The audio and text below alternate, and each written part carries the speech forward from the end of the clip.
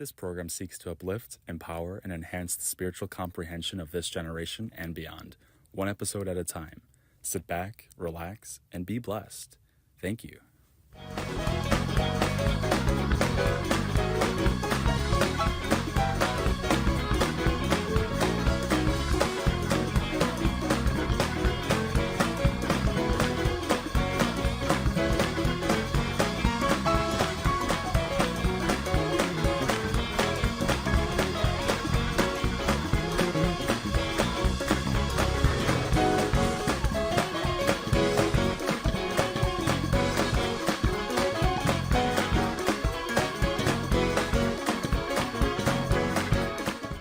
Welcome back to another episode of Q&A with Leaders of Today. I am your host, Diamond Thomas, and today we have a special guest. He is the pastor of Victory City Church located in Atlanta, Georgia, and that person is none other than Bishop Marc House. How are you doing today? Absolutely phenomenal. Thank you for having Awesome. me.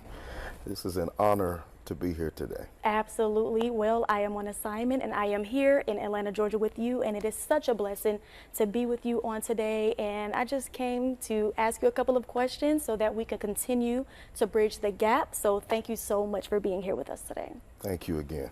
Absolutely. So let's just talk a little bit about who Bishop House is. Who is Bishop Marc House? How did you get started? How did you get here to this place? Talk to us a little bit about your beginnings. So my beginnings, I am a product, a church baby, product of church, a church baby. I am originally from Rochester, New York, not from Atlanta.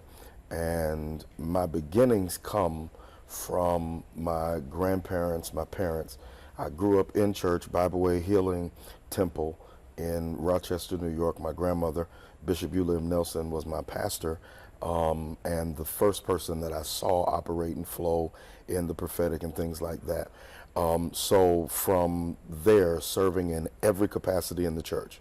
I tell people often, I did everything in the church except for liturgical dance. So I've done it all. And so from serving in that capacity, that's how I got to the place that I am in right now.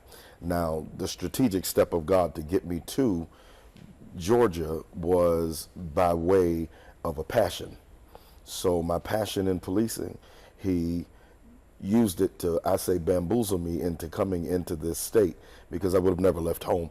So he bamboozled me with the opportunity to come here, which was his ploy to get me to start this church in this city. And I'm okay with the way that God tricked me. Wow. Because it worked out for our good.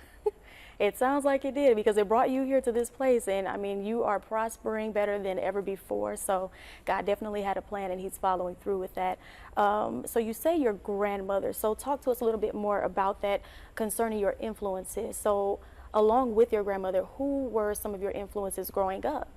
So my grandmother, grandfather, Elder Ivy Nelson, who's gone on to be with the Lord. My grandmother's will be 93 in July. And she is still flowing, moving, praying, preaching, doing all of that right now. Wow. Outside of them, then my parents, Elder and Evangelist Joyce, Ronald and Joyce House, they have been my influences. I had preachers throughout my family, on both sides of the family. I had that. And so they were my closest, most intimate, that I would say, that I followed and watched them, and not only in successes, but I watched them in suffering, because the success doesn't matter if the suffering isn't done right. So you have to learn how to suffer in order to learn how to succeed. Right. So in watching them come through those moments, and then there were patriarchs, and we were an organization called the Pentecostal Assemblies of the World. Yes. And so I watched a lot of Bishop Norman Wagner, Bishop James Tyson, people like that, Elder Howard Tillman, I think he's Bishop Tillman now. I watched people like that coming up, Evangelist Arizona Jenkins. I used to watch and listen to all of those people as I was coming up, and that's what helped shape me. My grandmother made sure she put us around people. She even took us out to Kenneth Hagin Sr. And we spent time out there every year going to the Winter Bible Seminar and things of that nature. And so that's what shaped me and rounded me so that I don't have a one scope theology in looking at how God operates and how he moves. Wow.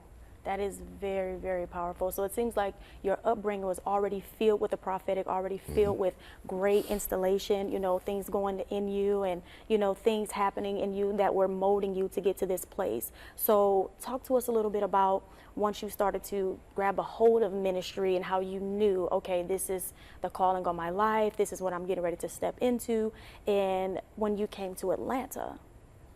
So grasping the whole calling part, it was grasped with my grandmother, right? Wow. And it was in serving, in cleaning. Back in the day when you had a calling on your life, the first assignment they gave you was a broom, a dustpan, and a shovel in New York to tell you this is what you're getting ready to handle and take care of and clean, because you had to build some consistency somewhere for God to use you anywhere.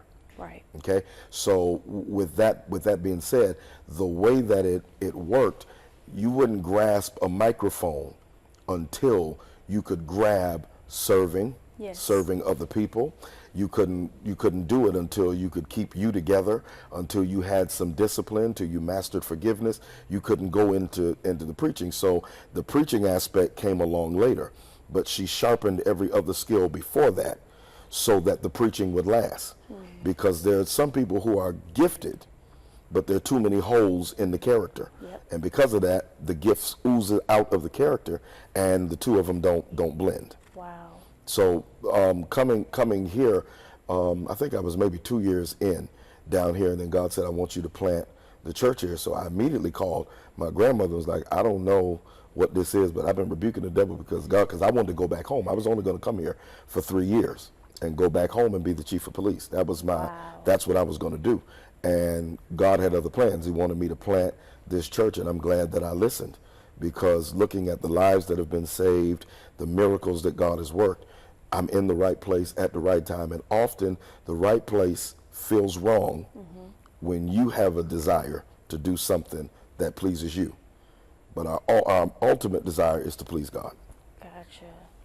So what would you say to young pastors, young, ministers that are aspiring to, start a ministry and they don't really have that much direction? We see a lot of that. We see young preachers, apostles, and prophets. What would you say to them? Make sure, number one, God called you. Make sure, number one, God called you. Number two, make sure you have somebody that you can submit to, whose path you can emulate and follow. Okay? Because the proof of desire is pursuit. Sometimes pursuit will take you through the fire. And if you're not grounded, you'll blow with every wind that comes along. So you've got to be grounded somewhere. Somebody's got to be able to tell you no. Somebody's got to be able to tell you wait. The Bible talks about when Joshua rose up that he was the son of Nun who Moses put his hand on, meaning he held him down until it was time. Jesus had to be held down by John the Baptist in the water. So my statement and question to any young preacher is, who holds you down? Because if nobody holds you down, you probably got up too early. And that would be a detriment to any ministry. And consistency is the key to any calling. Stay consistent in your personality, in your gifting, and what you were called to. Don't let people force you into what's popular, because popular can be poison to a person that's not called. Wow. You will die trying to please people and have offended God. So the key of it is being consistent in what you were called to do. Don't go with every wind and doctrine and every fancy trait that pops along. You want to stick with what God told you to do. Wow.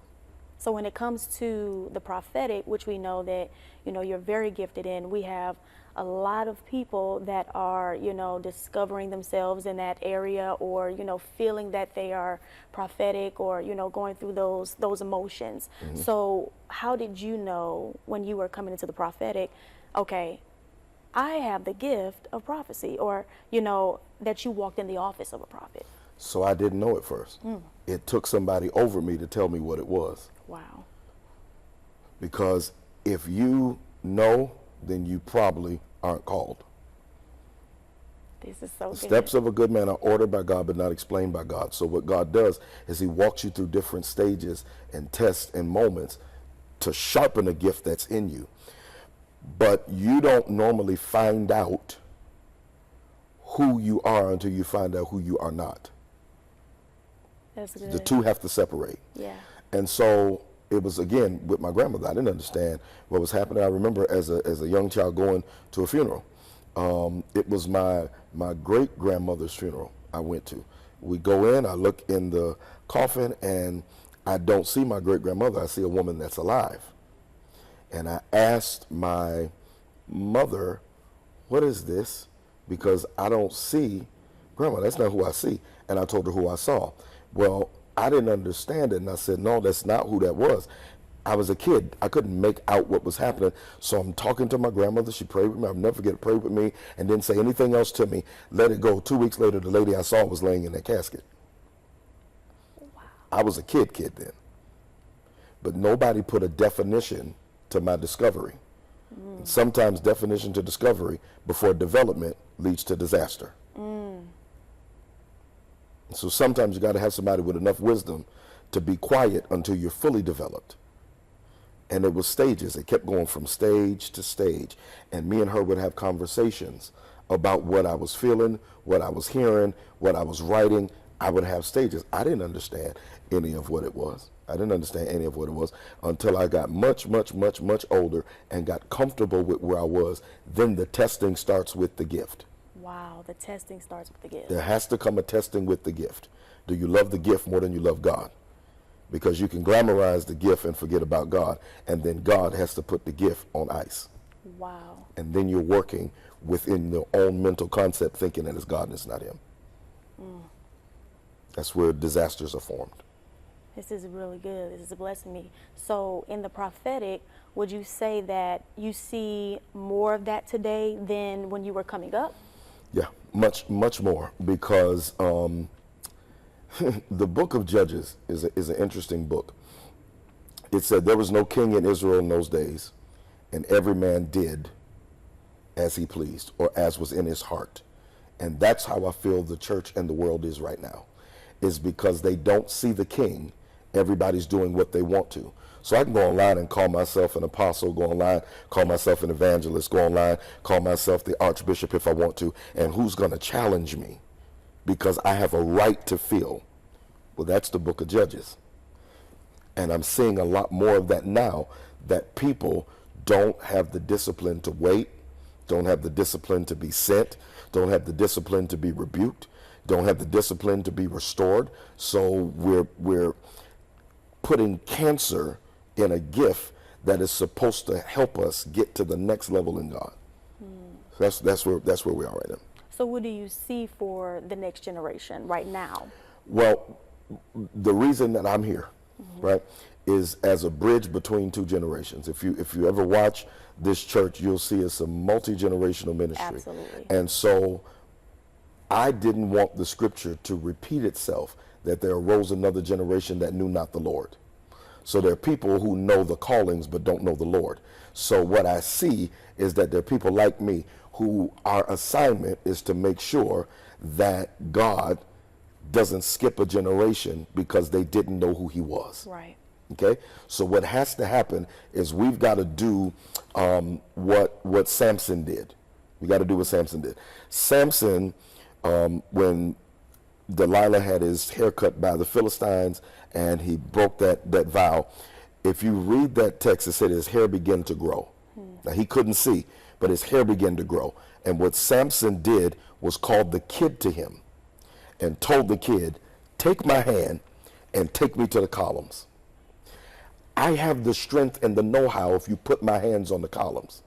I need your eyes because you're more tech savvy than I am.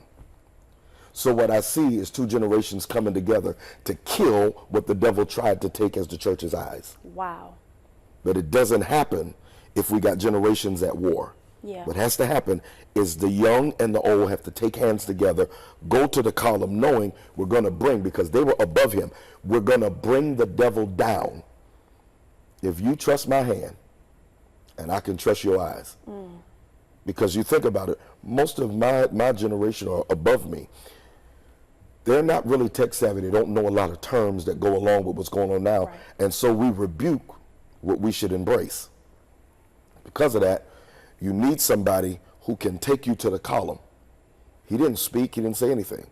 But Samson killed more people in his death than he did in his life, because one can chase 1,000, two can chase 10,000, right?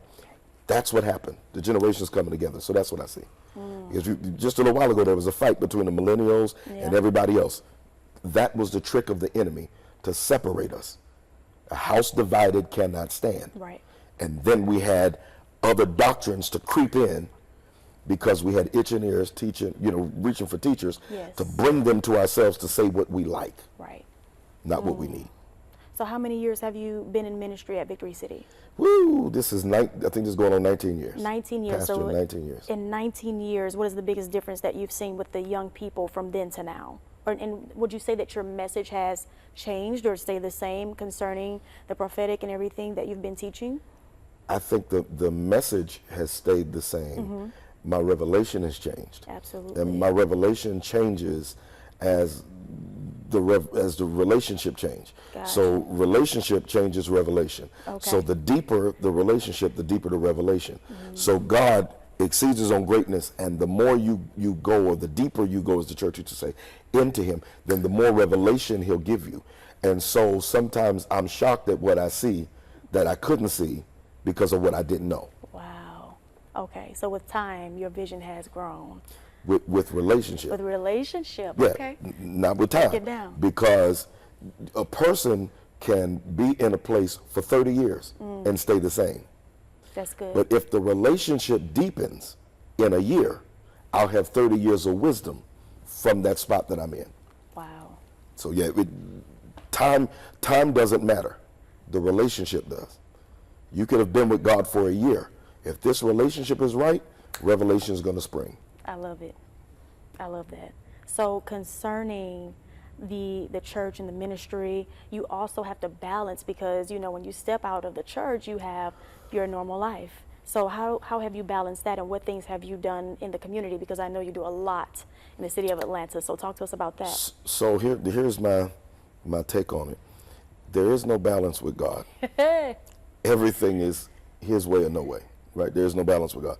So the person that I am here only changes by expression when I step out there.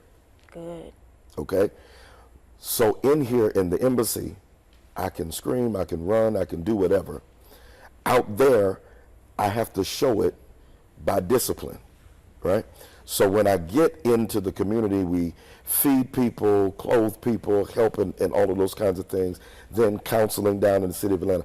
It's pretty much the same thing. It's just ministry in a different capacity.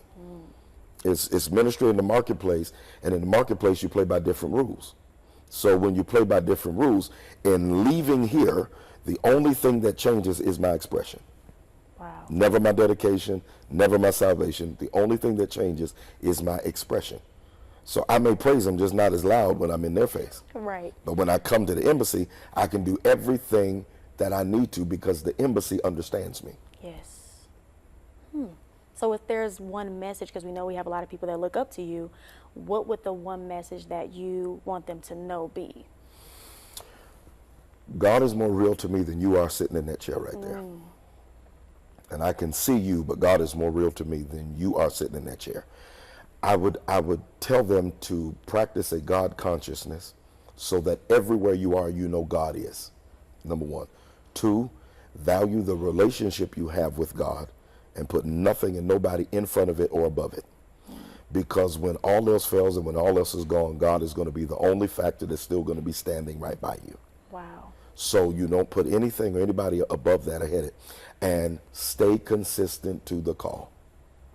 Even if it looks like it's not working, Yeah. keep paddling the boat. You are going to wind up where God wants you to be, but you can't get there without consistency. The crisis is a part of the calling. Yeah. Suffering is a part of our package. Okay? But many are the affliction of the righteous, but the Lord will deliver them out of them all. So we don't have a salvation that doesn't come with pain. Pain is what produces the product. Now, if the principle of our faith had to go through whippings, beatings, and sufferings, how do we get to escape it and get the same kind of glory? For I reckon that the suffering of this present time is not worthy to be compared with the glory which shall be revealed in you. Yes. So then you realize suffering squeezes glory. This is so good. Suffering squeezes glory. That's how you get it. Wow. So anybody that you see that operates in glory and you see the power of God fall, there was great suffering that you didn't see. So most time you see success, but you don't see the suffer. Right. And anybody who is showing you suffering isn't headed for glory. We don't glory in our sufferings. Right. We give him glory in tribulation. That's how it works. So I'm going to ask you a bonus question, because it wouldn't be right if I didn't ask you. So where did open up your mouth, shout it like you know, where did it come from? I was standing in the pulpit a few years ago, standing in the pulpit, and I heard it in my spirit. And when I heard it, I did it. Never practiced, never did anything. And thank God for an anointed band. They just jumped in and followed me. And from there, God put wind behind it, and it took off. I have no idea other than from heaven. Yeah. That's where that came from. Young and old love it. So I would say it's Everywhere. pretty I've seen them as old as 90 and down as low as 1 year old trying to do it. So it's a God thing. It's carrying on. Yes. Wow. Okay. Well, I would definitely say that, you know, this has been a blessing to definitely come here and be with you in the city of Atlanta. And I definitely look forward to seeing you again. I will be back here enjoying the service. You'll see me once again. And I just want to thank you. Thank you for coming on with us. The goal of this show is to bridge the gap between the young and the old. And you have definitely done that. The words that you have spoken just within this couple of minutes have literally blessed me, and it's going to carry me to my next episode. So I really, truly thank you for everything. Thank you.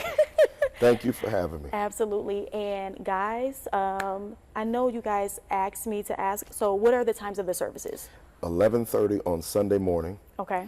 7:30 p.m. Sunday night, and 7:30 p.m. on Wednesday. Gotcha. Okay, so guys, you have the times. So come, get healed, delivered, and set free. Yes. Thank you for joining us. We are enhancing the spiritual comprehension of the next generation and beyond, one episode at a time. Thank you so much, and have a blessed evening. Tell them let's praise God together. Let's give him mass glory. Ask him how you gonna do it. Tell him easy. Open up your mouth. Shout it like you know. Open up your mouth. Shout it like you know you didn't do it. Open up your mouth.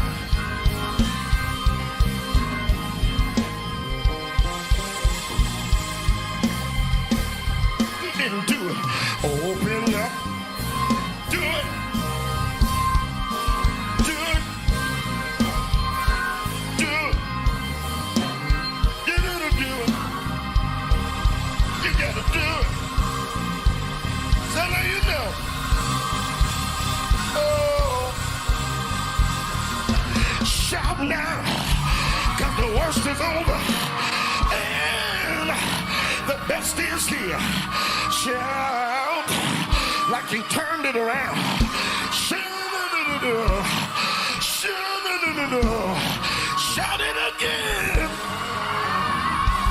Oh, I said shout it tonight like you know who.